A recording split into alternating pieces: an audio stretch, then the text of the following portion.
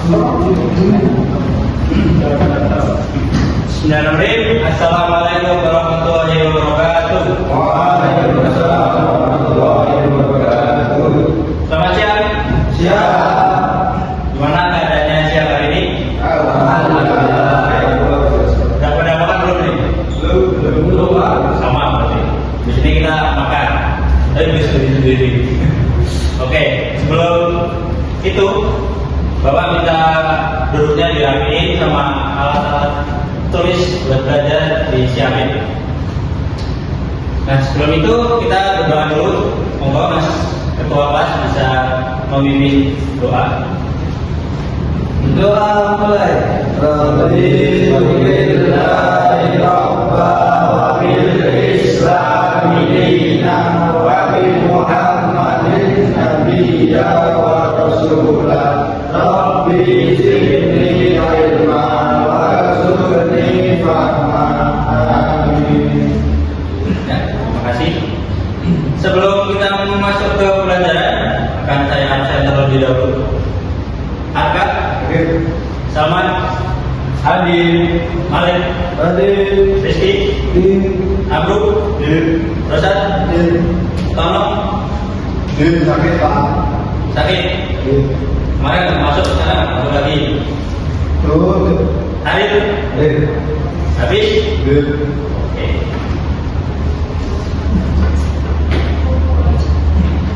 Sebelum kita memasuki bab baru, kita akan sedikit mengingat-ingat pelajaran di pertemuan kemarin. Ada yang masih ingat pertemuan kemarin bahasa apa? Ustaz Nobel, Pak. Ustadz Romel. Ya. Apa itu Ustadz Romel? Biasanya yang dilakukan oleh pasukan Usmani. Sip. Itu dinasti Utsmaniyah, bukan Konstantinopel. Konstantinopel adalah sebuah kota yang ditaklukkan oleh Utsmani. Terus ada lagi yang tahu? Habis? Arif? Oke, jadi tadi Konstantinopel itu ditaklukkan oleh Sultan Muhammad Al-Fatih. Nah, dia adalah sebaik-baik pemimpin dan pasukannya adalah sebaik-baik pasukan. Nah, di Utsmani juga mereka punya pasukan khusus yaitu Janisari, dan nanti yang akan kita bahas pada hari ini juga mereka punya pasukan khusus. Oke, kita masuk ke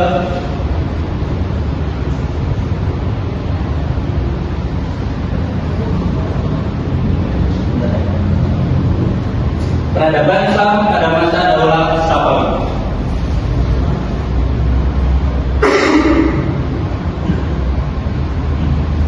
Kira-kira ada yang tahu nggak sih siapa pemimpin Bani Safawi yang mengalami pada masa keemasannya? Ada yang tahu? Mungkin ada yang pernah baca. Ada yang tahu ya? Habis tahu nggak? Ya, jadi nanti kita akan membahas semua, dan nanti juga akan saya jelaskan siapa pemimpin yang memimpin masa keemasan Bani Safawi. Nah, jadi sejarah peradaban Islam pada masa Daulah Safawi. Daulah Safawi adalah salah satu dari 3 kerajaan awal Islam modern. Jadi ada 3 tadi yang kemarin sudah Bapak jelaskan. Yang pertama ada Daulah Utsmani, kemudian ada Safawi, dan kemudian ada Kerajaan Bukhara. Nah, yang masa dari negara yang dianut oleh Safawi ini adalah Syiah.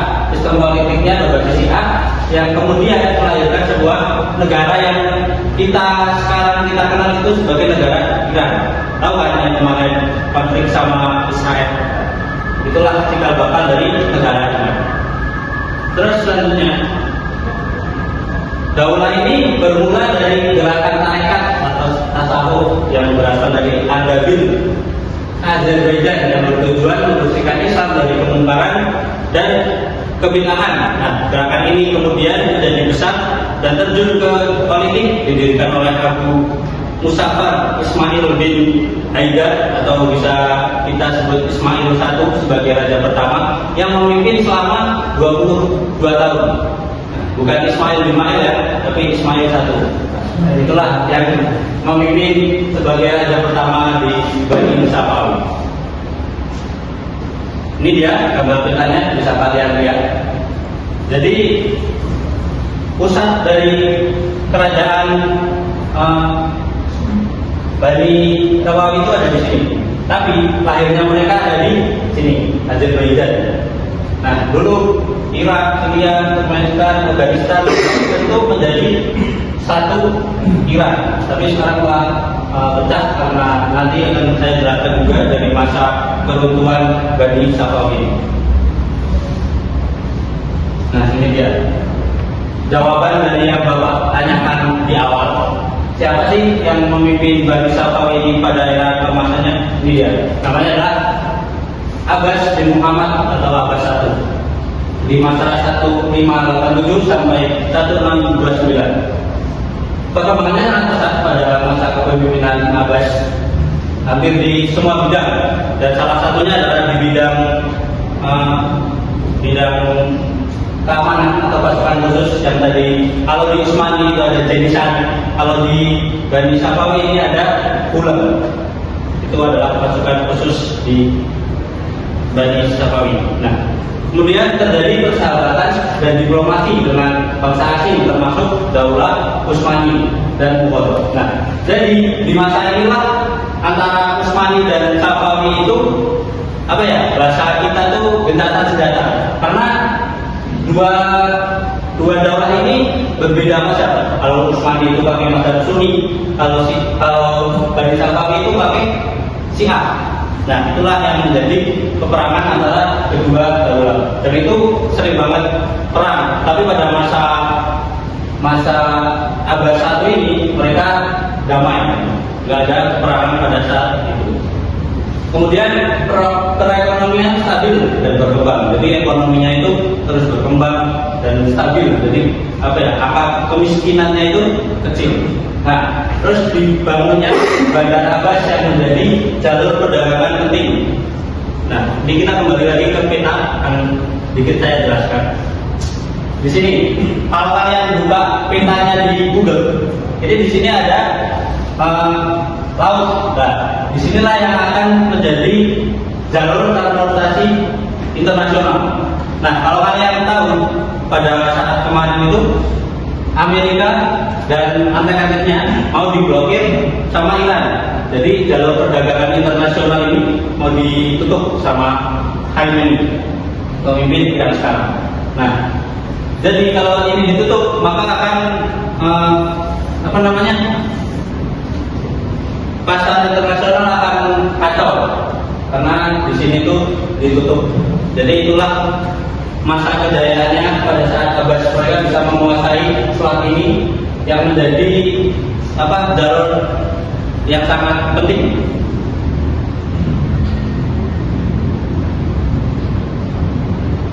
Nah, tadi berhasil menguasai Pulau Barus dan Pelabuhan Gumrun tadi yang merupakan jalur dagang pertama di dunia. Jadi satu dunia itu lewat situ semua. Jadi itu jalur yang sangat penting. Langsung masuk ke peradaban dan pembangunan fisik. Berhasil membangun peradaban yang sangat dikagumi. Jadi menjadikan ibu kota mereka itu sangat bagus dan sangat indah. Bahkan sampai sekarang UNESCO itu menilai bahwa kota itu adalah kota yang sangat indah dan menjadi warisan dunia. Jadi bisa kalian lihat di sini masjid-masjidnya itu desain-desainnya sangat keren, apalagi di ibu kotanya. Mungkin kalian nanti bisa lihat sendiri bagaimana keindahan di Irak. Terus kemajuan di dalam seni budaya dan keagamaan. Perkembangan seni lukis, seni arsitektur dan seni-seni yang lain bisa kalian lihat di masjid ini. Jadi bagaimana keindahannya, bagaimana seninya itu ada sangat pesat lah pada saat waktu itu.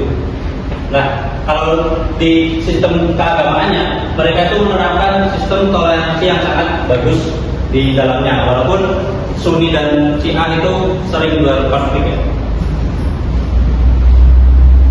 Kita masuk ke kemunduran dan kehancuran. setiap ada masa jaya pasti akan ada masa keruntuhan atau masa kehancuran. Nah, tidak berselang lama setelah Abbas I itu menjadi raja dan mencapai titik keemasannya, raja setelahnya malah mengalami kemunduran. Jadi raja ini itu kurang kompeten. Dimulai dari Safi Mirza atau kita sebut saja Safi di tahun 1629 sampai 1642. Dan raja ini tuh dikenal sangat kejam. Dan raja berikutnya Sulaiman I, raja ke-8 juga memerintah dengan kejam. Maka dari itu banyak rakyat yang bersikap hanya masa bodoh dan tidak mau patuh kepada raja pada waktu itu. Nah, untuk ini penyebab pertama kehancurannya tadi sudah saya sebutkan di pemimpin yang buruk, bagaimana pemimpin itu kurang kompeten dan amoral. Mereka semena-mena sama rakyatnya, bahkan kejam sama rakyatnya, hanya rakyatnya tidak mau patuh kepada rajanya. Jadi yang kedua, dominasi dan disintegrasi. Dominasi kalangan tertentu dalam pemerintah dan disintegrasi bangsa karena ketidakcocokan antar pemimpin. Jadi sudah tahu lah mazhabnya Syiah. Jadi yang mereka unggulkan tentu mazhab mereka yaitu Syiah. Nah, Daulah Safawi akhirnya mengalami kehancuran pada tahun 1736 Masehi ketika Raja ke-11 Abbas III digulingkan oleh Nadir Khan yang menobatkan diri sebagai Nadir Shah. Nah, ini ada beberapa. Yang ketiga yaitu militer lemah, pasukan militer yang tidak terlatih dan tidak memiliki semangat perang. Jadi ini ya bisa kalian lihat juga konflik eksternal terjadi, konflik berkepanjangan dengan Turki Utsmani. Jadi mereka tuh nggak pernah akrab sama Turki Utsmani karena perbedaan masa tadi. Jadi selalu perang dan akhirnya mungkin pasukan dari Bani Safawi ini merasa capek dan akhirnya pasukan mereka itu kelelahan dan tidak ada semangat buat berperang. Nah, mungkin itu yang bisa Bapak sampaikan. Mungkin nanti yang belum jelas bisa kita masuk ke sesi tanya jawab sekarang. Ada yang mungkin belum jelas bisa ditanyakan sekarang. Oke, sudah selesai semua ini? Ya. Oke, jadi saya minta setiap kelompok 2 orang aja ke depan untuk menjelaskan hasil diskusi kalian. Monggo dari kelompok 1 dan 2.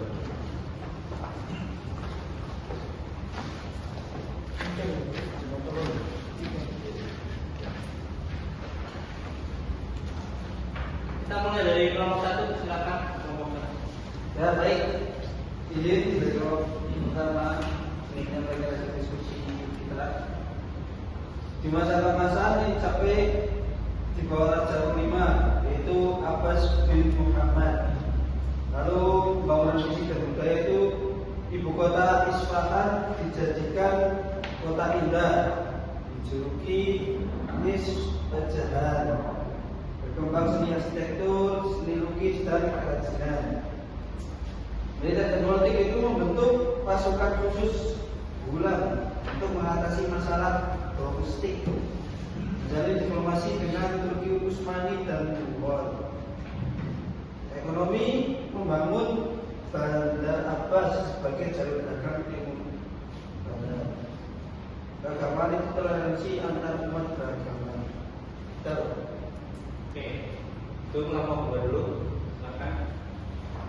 Ya, ingin mempresentasikan hasil diskusi kami dari kelompok 2, yaitu titik balik dan kehancuran itu mulai mundurnya setelah wafat Shah Abbas I dimulai oleh Raja ke-6 Safi Mirza pada tahun 1629 sampai dengan 1642. Yang dikenal kejam, penyebab utama kehancurannya itu pimpinannya yang buruk, kemudian munculnya pemimpin yang kurang kompeten dan amoral.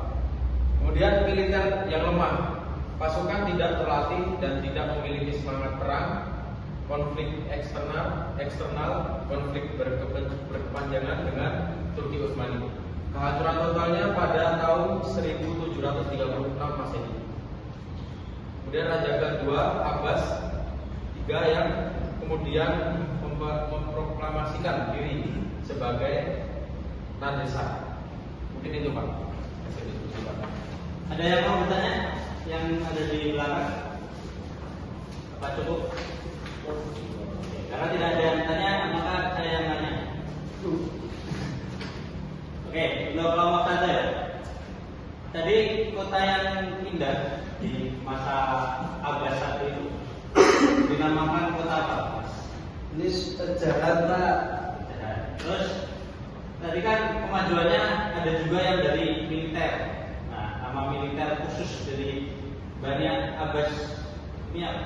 Pasukan khususnya itu bernama Gulag, Pak. Nama Gulag. Ya. Oke. Berikutnya untuk kelompok kedua. Kenapa militernya itu kurang semangat di masa-masa kehancuran? Karena pasukan militernya tidak terlatih dan tidak memiliki semangat perang. Kenapa kok bisa ada semangat perangnya? Karena konflik eksternal, konflik berkepanjangan dengan Turki Utsmani. Jadi perang terus ya? Ya, perang terus. Oke. Terus ada juga kan tadi raja-raja yang dikenal sebagai raja yang jahat atau amoral. Itu siapa saja? Jadi apa Pak? Raja kedua Abbas ketiga. Abbas ketiga kan itu masa kehancurannya. Pak? Raja Safi Mirza Betul. yang masa kepemimpinannya 1629 sampai 1642. Mana itu? Terlalu banyak ya rajanya. Iya Pak, terlalu banyak Pak. Oke, terima kasih. Tepuk tangan untuk yang sudah maju ke depan. Nah, boleh ke depan. Terima kasih, Pak.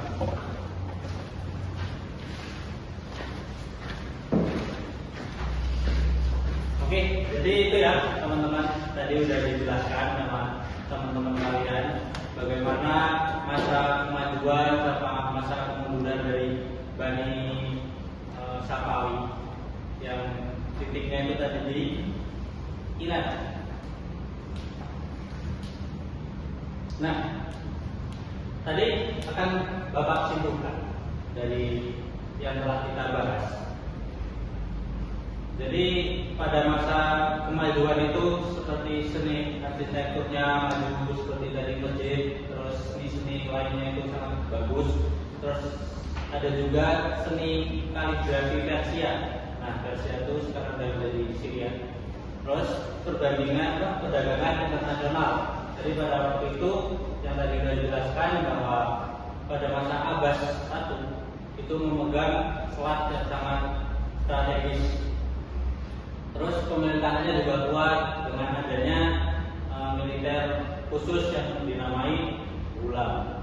Terus berikutnya juga ada masa kehancurannya, di mana pemimpin-pemimpinnya tidak bermoral dan tidak bagus pada saat itu. Terus juga ada konflik dengan Utsmani karena perbedaan mazhab dan pasukannya juga lemah karena mungkin kelelahan karena berperang terus, dan juga ada masalah internal di tubuh dari kerajaan Safawi itu sendiri. Nah, untuk berikutnya agar Bapak paham pemahaman kalian itu sampai mana, ini akan saya share di grup link untuk kalian jawab. Bapak beri waktu 10 menit untuk menjawab kuis yang akan Bapak bagikan.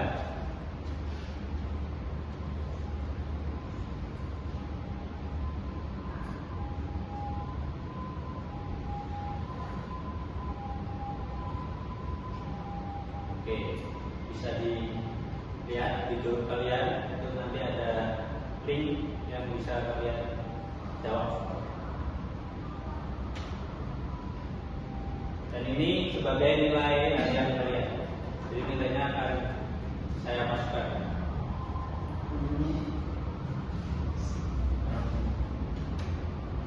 Harus diisi semua, Pak. Ya, kalau kamu nggak mau nilai, ya diskusi nggak apa-apa.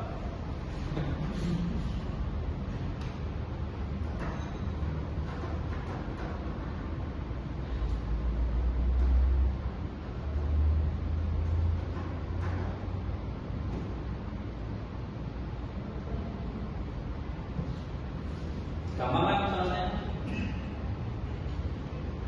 Udah Pak. Sudah sekali. Sekarang Jadi Pak.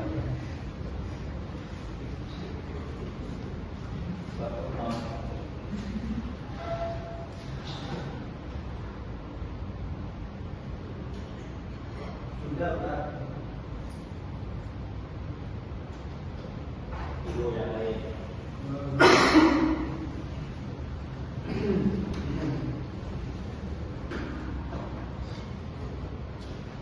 Ya Pak.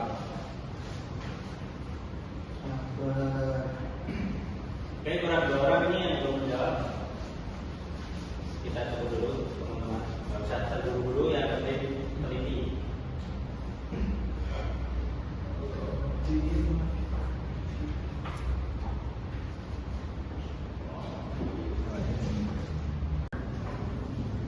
Oke.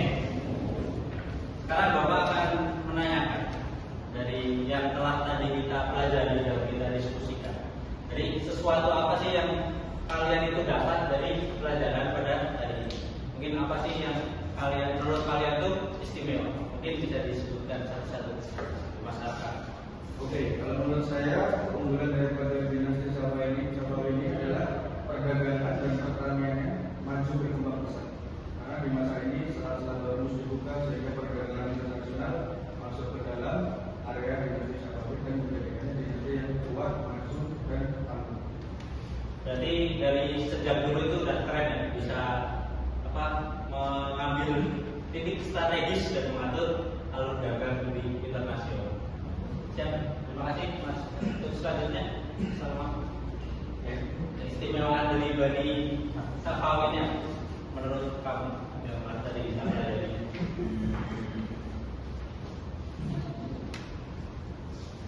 memimpin Islam sampai pada masa Indonesia ini. Salah satunya yang aku terima kasih. Oke, terus di Malik Memiliki bangunan-bangunan yang indah. tadi bangunannya indah ya, yang telah Bapak sedikit contohkan. Mungkin jika kalian masih penasaran dengan keindahan bangunannya, kalian bisa pergi ke Iran. Ketemu paling many. Oke, itu Franceschi. Seninya sama kreatif grafik. Oh, ya, jadi juga bagus untuk seni-seni pada waktu itu. Bahkan sekarang kita juga bisa melihat kesenian. Selanjutnya, Mas.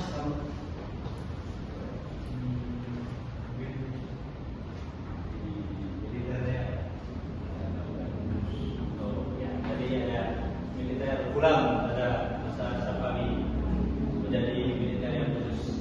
Kemudian Mas Rosan, apa?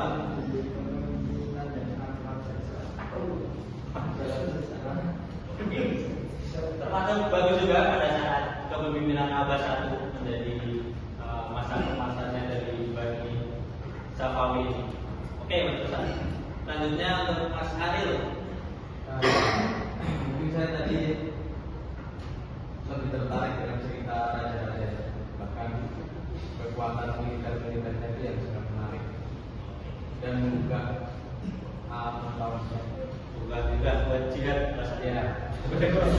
Allah Akbar. Oke, untuk selanjutnya Mas Hafiz. Tentang pelajaran banyak.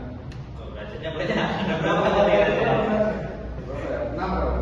Kamu itu baru separuh. Jadi total ada 11 Mas Hafiz. Dan bisa dihafalkan nanti raja untuk Abbasiyah. Oke, itu jadi motivasi yang bisa kita ambil ya, anak-anak itu adalah kerja keras. Bagaimana dari negara kecil bisa mengambil banyak wilayah kekuasaannya, bahkan sampai mengambil Selat Hormuz tadi menjadi perdagangan internasional. Terus ya itulah kerja keras dari Bani Safawi. Terus juga jika suatu negara itu dipimpin oleh pemimpin yang tidak kompeten, maka negara itu mesti akan hancur. Ya kan? Kita sudah dikasih contoh sama Bani Sabawi bagaimana setelah masa keemasannya dari abad 1 itu mencapai hal-hal yang sangat hebat pada saat itu, dan kemudian raja yang di bawahnya langsung menghancurkan masa kemasannya itu, dan akhirnya pada raja yang ke-11 runtuh semua, hanya habis. Dan satu fun fact lagi, anak-anak. Jadi kemarin kan kita sudah belajar tentang Sultan Utsmani, dan sekarang kita belajar Bani Safawi. Tetapi akhirnya itu yang untuk terakhir adalah Kesultanan Utsmani, baru Safawi. Tapi karena kemarin kita pelajari dulu Utsmani, jadi banyak yang mengira bahwa yang tutup Utsmani dulu, baru Safawi. Padahal artinya kekhilafan terakhir di dunia atau kerajaan Islam terakhir di dunia adalah pada saat kerajaan Turki Utsmani. Itu. Jadi ya tetap semangat belajar. Untuk kalian itu adalah harapan-harapan bangsa untuk memimpin bangsa ini. Jadilah pemimpin yang kompeten untuk negara Indonesia. Oke, mungkin hanya itu yang bisa Bapak sampaikan pada siang hari ini, dan mungkin kalian juga sudah lapar ya kan? Lapar? Oke. Pacar, Pak. Apa itu? Sampai pacaran. Oke, jadi sebelum kita menutup pelajaran pada siang hari ini, alangkah baiknya kita membaca alhamdulillah bersama-sama.